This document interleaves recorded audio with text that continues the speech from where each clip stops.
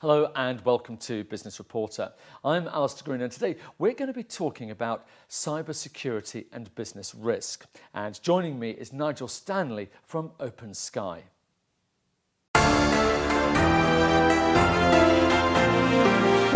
Good morning. Good morning. Today we're flooded with cyber solutions and different companies. So how is it we're still falling victim to them? What's going wrong? It's a great question. I think underpinning this is human nature. And if you cast your mind back thousands of years, we had criminals doing bad things then with good old physical crime. And these days, criminals are now moving into the internet and into the world of cybercrime. You face a challenge of the growth of the technology behind this, so smartphone technology. So everyone is now technology enabled. So essentially, everyone is now becoming a target for cyber criminals and people that are actually after their data or intellectual property. So it's a real challenge. And I think very few people in the cybersecurity industry can really proclaim to be experts because it's such a massive subject area. So it's a real tough challenge, combining human nature alongside the technology challenge. So if they're not really getting it, if they're not really understanding, why is that? Why aren't they getting it? I think people find it confusing. So if you talk to a cybersecurity technology person, they'll often use language that the man in the street wouldn't understand. So it's very important that people in the street and people in everyday life have it put to them in a way, in a language that they do understand. So if you look on the Tube network, there's adverts from the government around cybersecurity essentials, educating people around their password security and how they can make sure that passwords are appropriate and what have you to the risks that they face. But it's a tough challenge. But I think we're getting there, but it's a very, very long process. So what you're saying basically is we need to close this knowledge gap, this action gap, if you like. Whose responsibility is it to enable us to do that? So in corporate organisations that I work with, I mean, a great example, so I've worked in a high-tech business doing high-tech manufacturing, and they really didn't understand the cyber risk that they faced. So they were focused on building the machinery to do their production facilities and what have you. And helping them to understand what the risk was the first stage in the process. So educating them, giving them the knowledge to make a decision. So they understood physical security risks, they understood the need to lock the doors at the end of the day, but they didn't understand this thing called cyber because it's just so amorphous, they couldn't get their arms around it. So the process I did is took them through and said, okay, well, let's look at it from the basic governance. How do you govern this? How do you consider the risk as it relates to your business? And what does your business want to achieve? And then that gets mapped into what the actual individual risks are to that business. So we look at everything from the security of email systems through to the security of file systems, internet servers and what have you. And then finally produce them with a high, medium, low risk rating that they can then action. But all of this is factored into the business risk.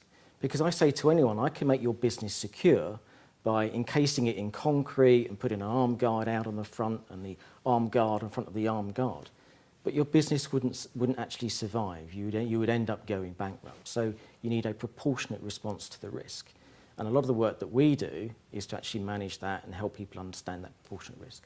So it sounds like organisations need advice and advisors.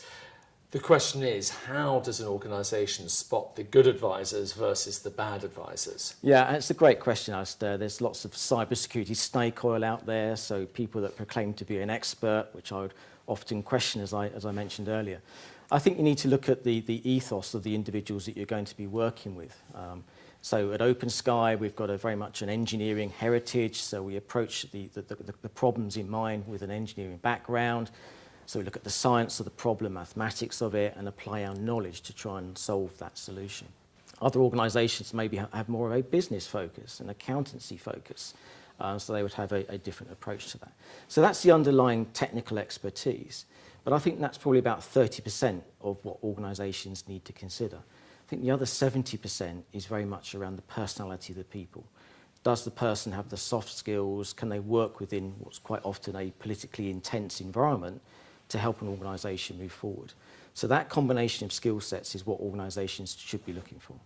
So let's say I accept everything that you're saying and I realise I've got to do something. I'm an organisation and I realise I need to protect myself and my organisation. Tell me about OPENSKY. What are you going to do? Talk me through the processes and the procedure that you're going to do to help me. Well, first, Alistair, I mean, a great example of how we did help an organisation. So a high-tech business, they've been very successful over many years, but they wanted to expand. And to do that, they needed cash and finance from the bank. But the bank said to them, well, we're going to lend you this money, potentially, millions and millions of pounds. But part of that is assessing the risk and the risk to our money beyond the financial package, but also the cyber risk. So they called us in and we sat down with them and said, okay, well, what's your issue? And they said, well, the issue is we can't get the funding unless we go through a cyber risk review. So we have a process where we hold their hand through this, and we start with talking to the shareholders and the leadership to say, well, what are you trying to achieve with your business? And then mapping that against the cyber risks and the threats that we see out in the real world. And a lot of this, the approach that we take, RHEINLAND, the parent company of OPENSKY, they've been around for 150 years, and they started testing steam boilers in Germany, and now RHEINLAND do the equivalent of the MOT to German car owners. So many, many years of engineering heritage, and very familiar with testing everything from garments and clothing through to nuclear power stations. So we apply that engineering expertise and knowledge into the solution, and we take people on a journey. So we understand their risk, and then we help them solve the risk issues. And back to the original organisation I talked about. So within a 6-month process, we prepared the groundwork for them, and they were able to release the money from the bank and actually carry on and expand. And I think subsequent to that, they've actually won some awards for some of the export work that they've actually done. So a really good, successful case study. Now, you talk about a considerable amount of time, and it does sound like a massive undertaking for any organisation. So what is their investment in terms of time and money? Well, it can be considerable, or it can be not a lot. So we were able to do a cyber risk review within a few days at a very, very high level. Alternatively, other organisations want a more in-depth review because, back to our example of funding requirements, maybe the auditors expect a more deeper review. It's very much a proportionate response to the risk that we see. So I would never say to someone it's going to always take you 18 months or 2 years. We can go in there quite quickly, understand the issue, and that's our expertise. You know, we do this every day, so we can get up to speed very quickly within an organisation, match that with our external expertise of threats and risks, and then produce them a very good understanding of the risk as it applies to them. Now, earlier on, you were talking about this rapidly changing environment in which we find ourselves. Can you be a bit more specific? What do you mean by that? Every day, I get inundated with news of the latest hack, the latest data breach. It's happening all of the time and all the time around us. And if I have a week's holiday, I come back to work and I just catch up on all of the bad stuff that's been going on whilst I've been away. Not that I could have stopped the bad stuff, but certainly I catch up on it at the end of that period. It's relentless. New technology is coming out. So if we look at the Internet of Things, we're now looking at almost every device and gadget being Internet enabled. So if you can imagine the surface area, the attack surface area is now huge. So if I was a hacker wanting to go after Alistair, I wouldn't necessarily hack into your email account. I might hack into your motor car, or I might hack into your home security system and get to you that way.